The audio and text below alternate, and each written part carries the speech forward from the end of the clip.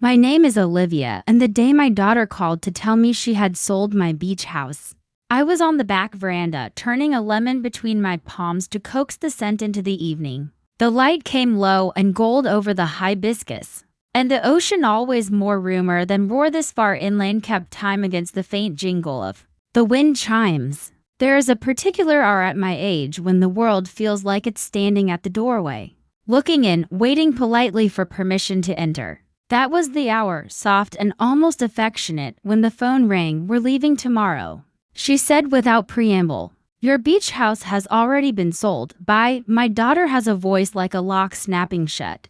Short, certain, final. But my name is Olivia.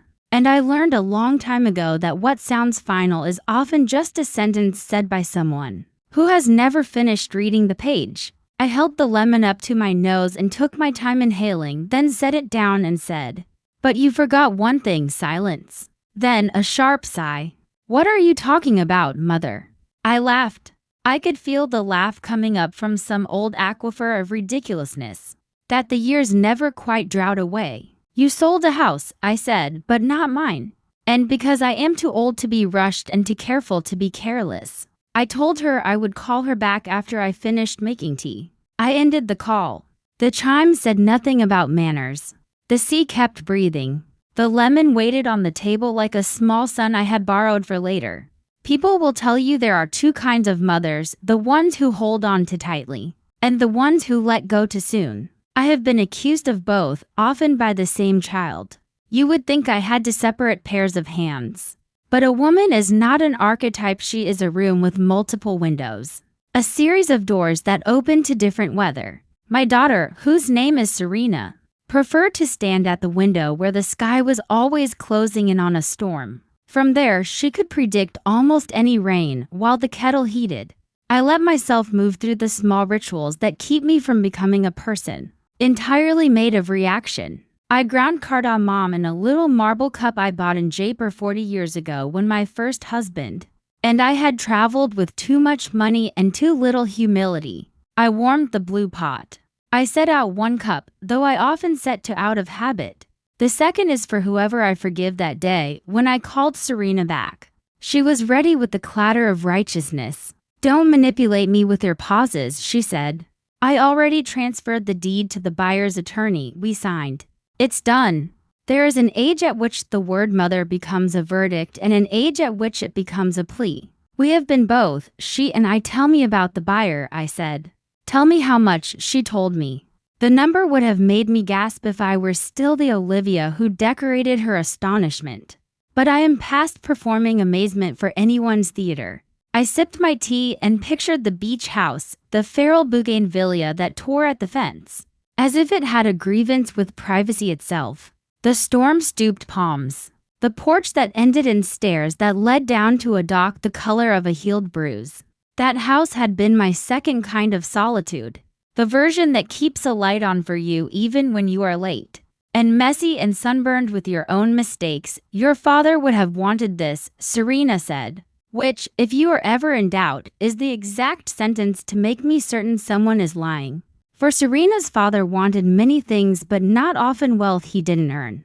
I met him when I was 32, and a laugh that had been tightened into silence for years was finally let out without a leash. He taught me to love myself with unsparing tenderness and to label my jars. When he died, he left me a chaos of spices, the love of thunder, and a house by the sea he said we should keep for when we need to remember.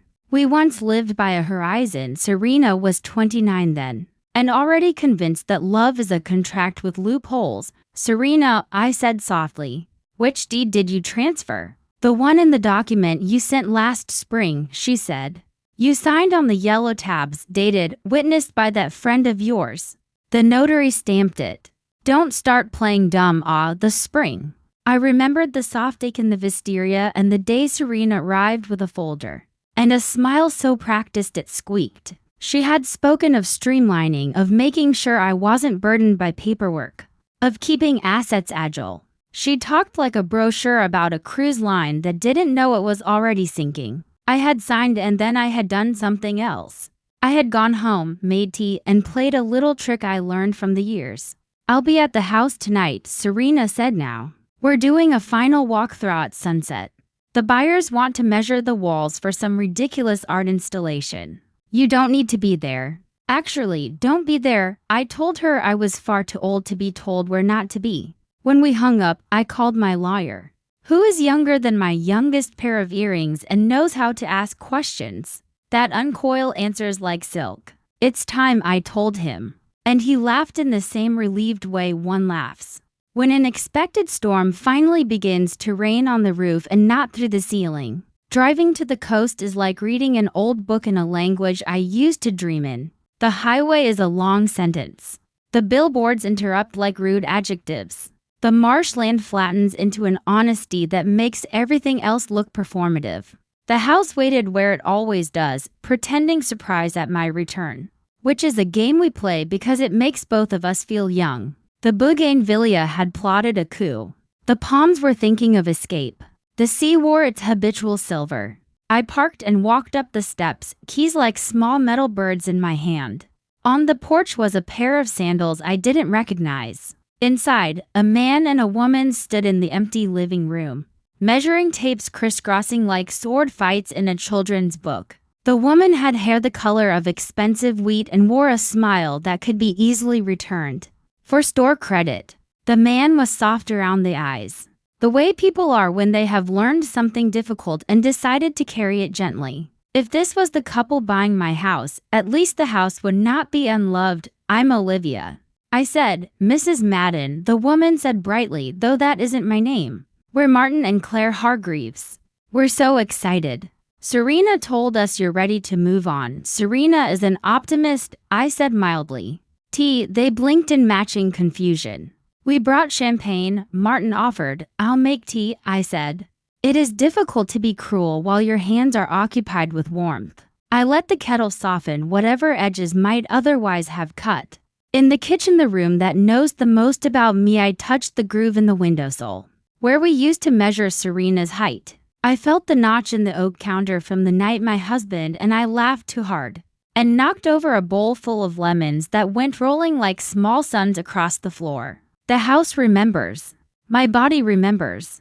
Somewhere in that memory, there had always been danger for Serena, a history in which she was not the center, a love she could not command. When I returned with cups, Serena was on the porch, her sunglasses transforming the late afternoon into two cool ovals. She wore white as if it were a weapon that made her the heroine of a certain kind of story. Mother, she said, you're not supposed to be here. And yet, I said, handing her a cup, here we are.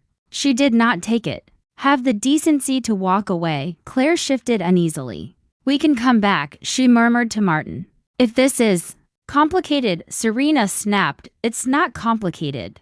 It's a sale. Complicated, I said, is just a word we use when we can't be bothered to name the parts. This is simple. I turned to the couple. What exactly did Serena tell you she was selling? The property, Martin said. The lot and the house, everything, and the dock, Claire added. As if docks were the jewelry that persuaded decisions, I nodded. Please, let me show you something. We walked down to the edge of the yard where the fence, stubborn, picketed, and performatively quaint, met the beginning of the path to the dock. I pointed to a small, flat, weathered stone half hidden in the lemon grass. It had a brass plate sunk into it. The letters softened by salt air but still readable if you knew how to squint with intention. Olivia's Outlook Land Trust, Claire read aloud. Established 2008 and those names. Your husband's and yours. And another, I said. Serena's father and I created the trust when we bought the dock from Mr. Klein, who had been using it as if tidelands were a personality trait. When we renovated the boathouse, we put the dock and the water access into the trust with an irrevocable clause. The land under the last 20 feet of this path belongs to the trust, not to any owner of this house. The trust grants an easement on the condition that the house remains owner-occupied by me, or put to community use through the Arts Foundation. Serena laughed, a brittle tingle. You can't just make up rules, darling, I said. The world is largely made of rules people made up. The difference is whether they wrote them down before the storm came. I took out my phone and handed it to Martin. showing him the schematics, constellations of lines and measurements filed with the county, and the scanned copy of the trust instrument. You can, of course, buy the house, but the dock is the house's pulse. Without access to the dock, the house loses its zoning for short-term rentals. Without the dock, you lose the private mooring. And the trust stipulates that any owner who converts the house to certain profit-only uses forfeits the easement entirely. Claire looked at Serena, who kept her sunglasses on as if the sun were more damning than the truth. We were told this was a clean sale. Clean, I said, is a matter of laundry. This is law. Serena's mouth tightened. You are infuriating. You're not the first to say so, I answered. You may be the first to try to punish me with my own horizon. We went back inside. The house seemed to draw itself up around my shoulders like a shawl. I had thought, for a time, that I would give it to Serena outright. Let her and her husband and their ambition fill it with a style of life that has always made me feel like furniture at a party. But then there had been small actions that felt like thefts by degrees. The way she tried to sell the piano without asking. The way she spoke of clearing the wild yard because nature should know its place. The way she forgot that grief is not a weakness but a language. Mother, she said, dropping the chill from her tone, trying a softness that would have moved me when she was 8 and had scraped both knees. I'm in debt. We needed the money. You thought I would sleep through my own story, I said. I do not sleep as deeply as you believe. Martin coughed politely. Mrs. Olivia, I'm sorry for the confusion. We were told that the deed conveyed all rights. If that isn't the case, we'll have to reconsider. Yes, Claire said, relief clipping her syllables. We don't want to start our life here by stepping into someone else's fight. Good, I said. Because you're not fighting me. You're fighting the sea. And she is less forgiving. Serena's eyes flashed. You don't get to do this. What is this? I asked gently. Keep what your father and I built?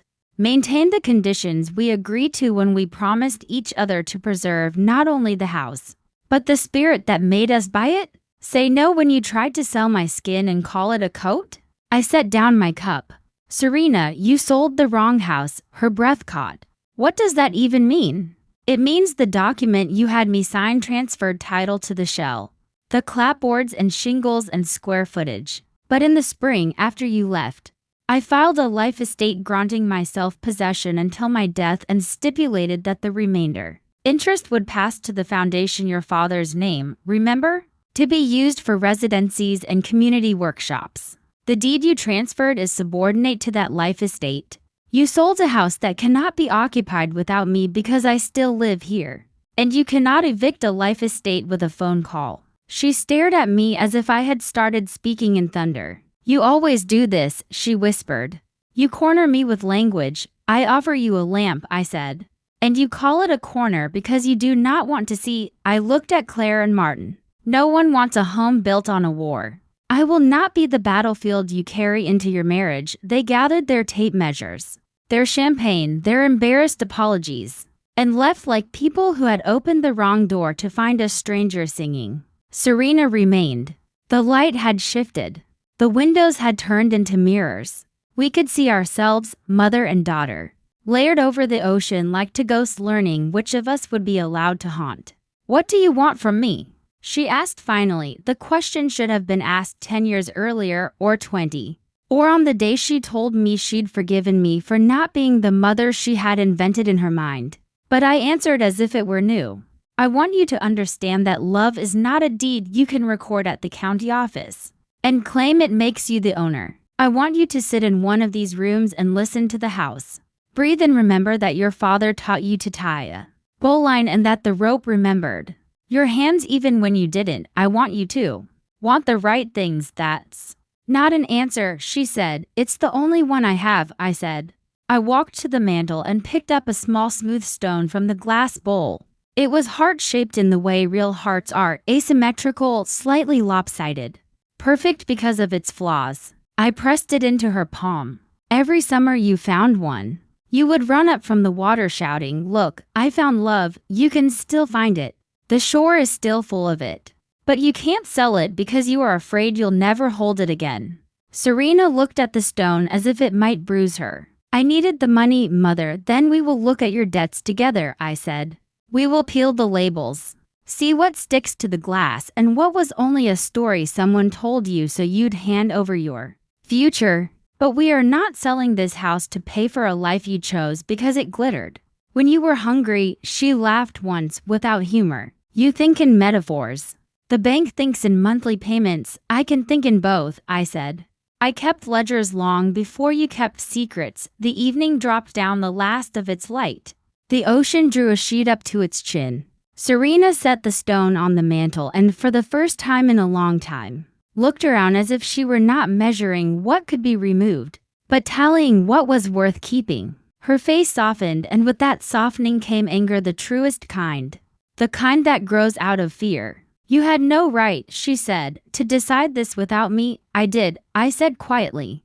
Because you chose not to decide with me, she flinched. The truth is never a polite guest. When she left, she did not slam the door. The house and I listened to the sound of her car going down the sandy drive and onto the paved certainty of the road. I made more tea. I washed the cups. I opened the windows to let the sea come in and remind me that everything that matters is always arriving and leaving at once later. Well, after the stars had negotiated their usual contract with the dark, my phone vibrated. A text from Serena. What was the thing I forgot? It made me smile because the question itself was a small lantern raised in a wind. I typed back, you forgot that the house you sold was actually a shell without a shore. I pressed send and watched the typing ellipsis blink, vanish, blink again. Then her reply, thin, what does that mean? I did not answer. Some truths should not be served by text message. They require the weight of a room, the mercy of a pause. I set the phone face down on the table and listened to the ocean pull at the dock's ribs. The old boards creaked like knees in prayer. Sleep came late, the way an apology sometimes does, stumbling over its own sincerity. When I woke at dawn, the house was the color of pearl and the tide had risen to kiss the lowest rung. Pelicans skimmed the water the way old men skim newspapers, searching for the one thing worth biting. I made oatmeal with dried figs and a brutal pinch of salt. A trick my husband taught me for remembering the sea even in a bowl. At 7:30, a car door shut hard. Footsteps on the porch. Then a knock that tried to be both polite and victorious. I opened the door to Serena's husband. Good morning, Nathan, I said. He had the strained handsomeness of men who organize their faces for meetings. He looked past me into the house as if to confirm that value depreciates when left in the care of women who put teacups where other people put trophies. We need to talk, he said. We do, I agreed. But you'll forgive me if I insist we speak in a language that isn't foreclosure. His mouth made a small, tired smile. You still think words can fix everything? No, I said. I think they can stop us from breaking things that weren't broken. He stepped inside without waiting, the way men do when they have been told all their lives that doors are simply awkward zephyrs. He wore a suit the color of wet graphite and the collar of his shirt tried too hard. Serena is upset, he announced. Serena is alive, I said. That is my baseline for success. I gestured to the living room. Sit, tell me which of your debts is hunting you most loudly. Nathan did sit, though his posture kept him standing in spirit. We're not here to discuss our private finances. The moment you attempted to pay them with my horizon, I said, they ceased to be private. The silence that followed had two edges. He chose one of them. We invested in a partnership short-term luxury property fund, coastal, very promising. He paused, as if waiting for me to clap. We needed liquidity. The beach house was wasted. It sits, it breathes, I said. And breathing is not a waste. He looked around with careful disdain, as if cataloging a museum of misapplied sentiment. You're sentimental, Olivia, and I respect that. But the world rewards velocity. Sometimes it rewards anchors, I said. The buyers will sue. He said, you misrepresented the sale. I did not sell anything, I said. Your wife attempted to convey titles she did not own to rights she did not understand. The error is in the mirror, not the map. He exhaled, impatient. We can make this ugly. It already is, I said, but perhaps not in the way you think. He stood. The performance had ended. He had failed to be applauded. You won't win, I already have, I said. I woke up in my house. He left with the menace of a door that did not dare slam. I watched his car vanish into the sandy glare and thought of a young Serena, 6 years old and furious that the tide would not obey her shovel. She had built a moat with disciplined intent. She had decreed that the sea would not cross it. Of course the sea had crossed it. She had wept not because the castle fell but because the world had not consulted her. By noon, I had a voicemail from the buyer's attorney, whose voice carried the exhausted courtesy of people who clean up after other people's misunderstandings. We agreed to confer tomorrow.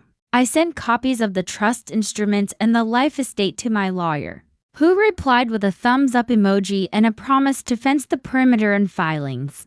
That would make future mischief unattractive. In the afternoon, the house and I took our inventory. I moved slowly from room to room, touching what my life had touched.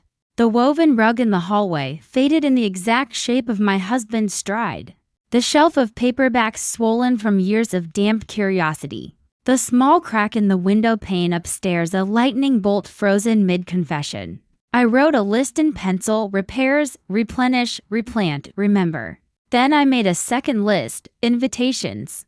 The Arts Foundation had been a sandbox dream of my husband's that I refused to let dry. We had funded it modestly, stubbornly, with the interest from safer things. It had paid for field trip buses, summer workshops in the church basement, a wooden classroom on the edge of the marsh where children learned to name birds beyond bird. We had promised, years ago, that the beach house would someday host residencies. A place where someone could come for a season and remember what their hands were for. I had always postponed it, telling myself the timing wasn't right, the roof needed work. The doc sulked. Perhaps postponement wears the costume of prudence.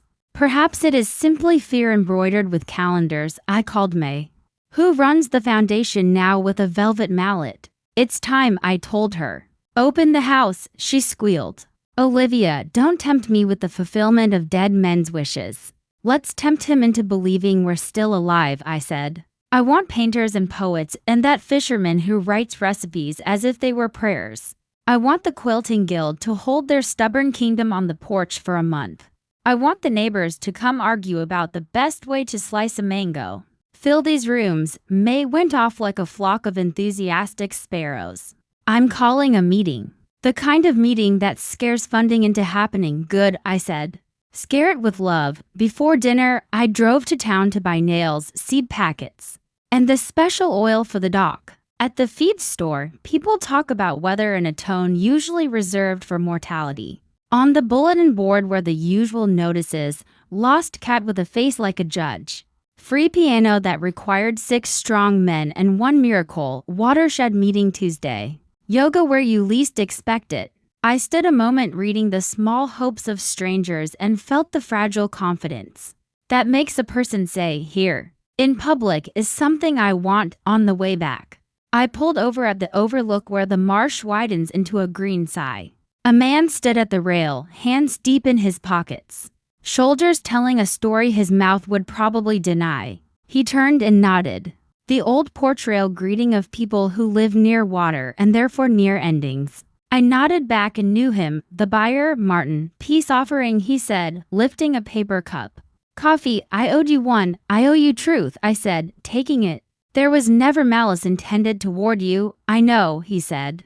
He looked out at the ribbed water. We've been trying to buy a life we didn't yet know how to live in. He smiled, small. Turns out that's not a thing you can close on. Closings are a ceremony for certainty, I said. Sometimes certainty needs a rehearsal, he laughed.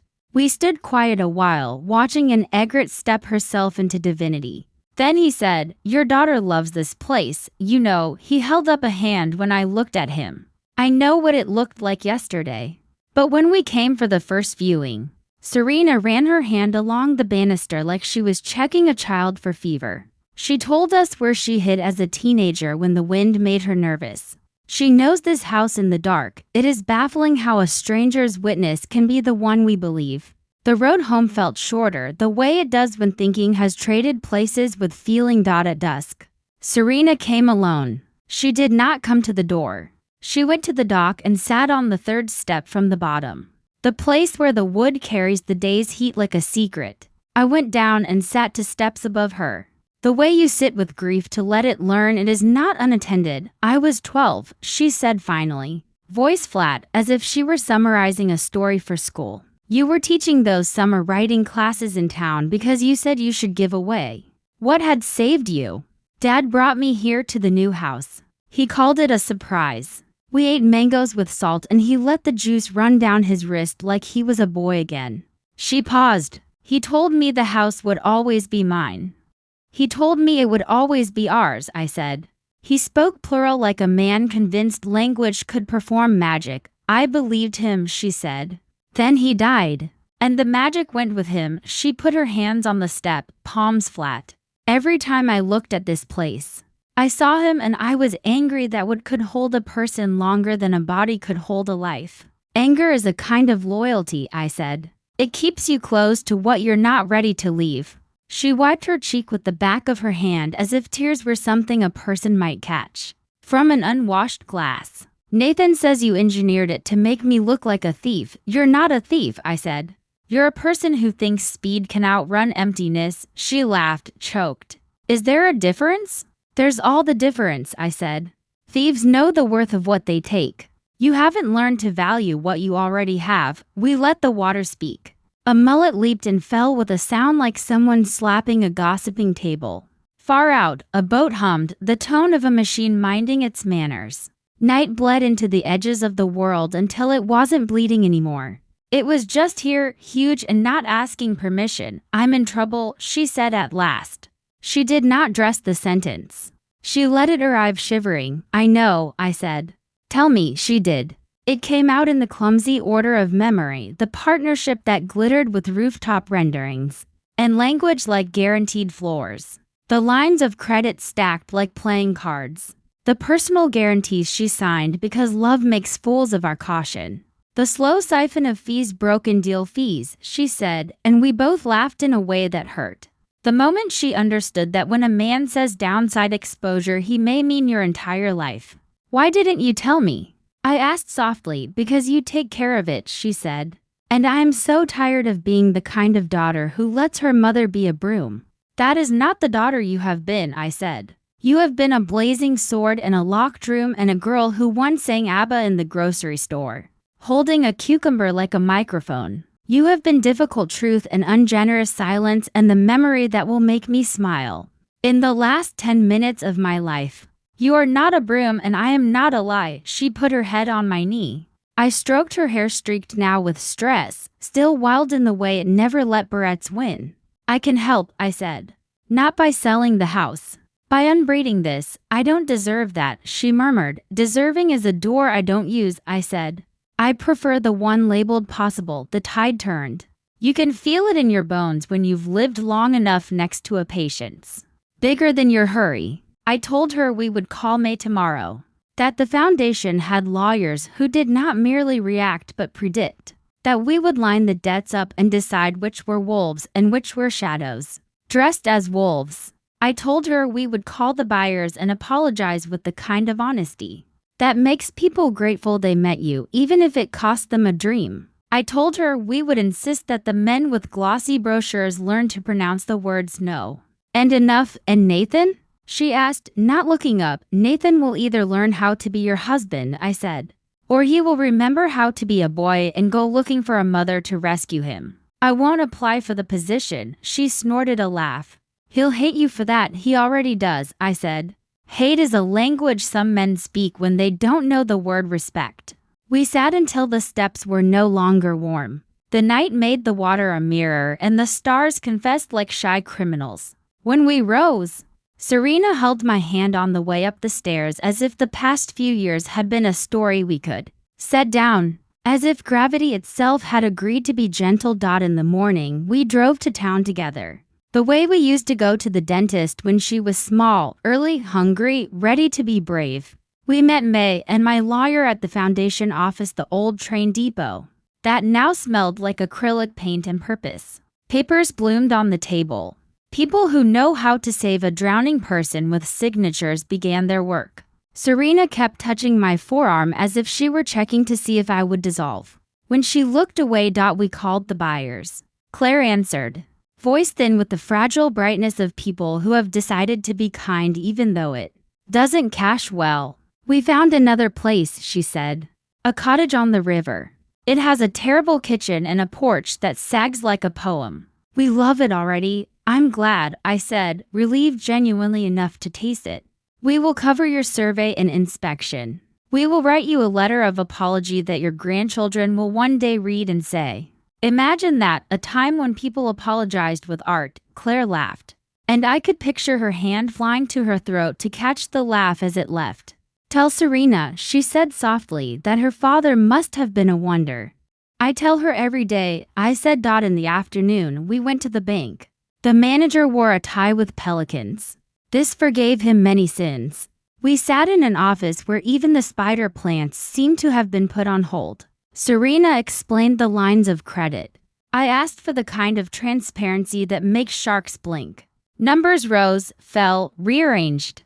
Agreements that had sounded inevitable when whispered in a dark bar at a conference table suddenly looked like men in cheap suits standing on tiptoe to seem taller. We can restructure. The manager said. It won't be pretty. Pretty is a word for sunsets, I said. Give us sturdy. We left with a plan that felt like a bridge in fog, not visible end to end, but solid underfoot. Outside, Serena leaned against the car and cried as if all the tides had chosen her as their shore. I held her, my arms creating the old geometry, and remembered her as a baby sleeping with one fist open in a negotiation with dreams. That night, back at the house, we cooked. The kitchen became a recovery room. Onions apologized in the pan. Garlic told the truth. We ate on the porch with the porch light off, letting the darkness edit our faces into honesty. Serena told me she had been angry for so long she had mistaken it for identity. I told her that at her age I had once tried to sell myself to the idea of being easy to love. We agreed that we had both been overvalued by our fears and undervalued by people who mistook quiet for surrender after dishes. She asked to sleep in the blue room, the one where the wallpaper is a riot of tiny ships, each sailing in a different direction. I put fresh sheets on the bed and inhaled the clean cotton like a sacrament. Before she closed the door, she said, thank you, for what? I asked, for not letting me sell myself. She said. When the house went to sleep, I did not. I sat at the kitchen table with a map of the coast and my husband's old compass, the kind with a pencil leg and a needle leg. I opened the legs wide and drew a circle around our cove. There is magic in circles, bounds that do not imprison, definitions that do not accuse. The circle contained the dock, the wavering path, the lemongrass with the brass plate, the place where Serena had learned to swim in a life jacket that made her look like a mango with limbs. It contained my stubborn heart. It contained the sentence that had held me to myself since the day I said yes to a man who told me that a promise is a boat you build together every morning. My phone buzzed, a message from a number I didn't recognize. A photograph of the house from the water taken at dusk. The porch light was off. The windows glowed. Beneath the picture, one line, keep it breathing, I wrote back, every day. In the weeks that followed, the house did what houses do when invited to be more than shelter. It turned generous. Painters set their easels on the dock and caught the water lying about its color. A ceramicist set her wheel in the corner of the porch and threw bowls that looked like the mouths of storms. The quilting guild arrived with needles like tiny opinions and stitched a history of the cove in blues so intense I could taste them. May scheduled Thursday suppers where strangers and neighbors ladled generosity onto paper plates. We moved furniture around to make rooms bigger where conversation swelled, and smaller where silence needed to be braved. Serena came and went like weather. Some days she was still a storm. Some days she was a morning. She met with lawyers and bankers and learned to pronounce the word no without apology. She told Nathan, finally, that their marriage could not be a business in which she was both product and accountant. He left the day before the magnolias opened. He took a suitcase and his colognes and the version of himself that could not stand to witness a woman's unruin on a Sunday. The church bells in town rang a little drunk. I was printing the Bougainvillea, a negotiation that ended with both of us scratched and satisfied.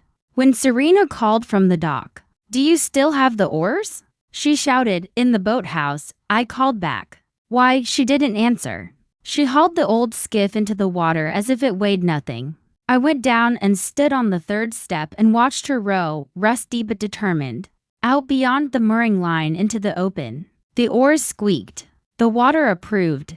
She stopped and let the boat rock. She lay back and looked up at the sky that had been above her the entire time. "Tell me when to come home," she called. "You'll know," I said. "You'll feel the tide turn." She closed her eyes. A pelican made its ridiculous, perfect dive. The world did not applaud. It just went on, patiently, largely, offering itself like bread. The text she sent that night contained no ellipsis, only words with their shoes off. "I'm not selling you," she wrote.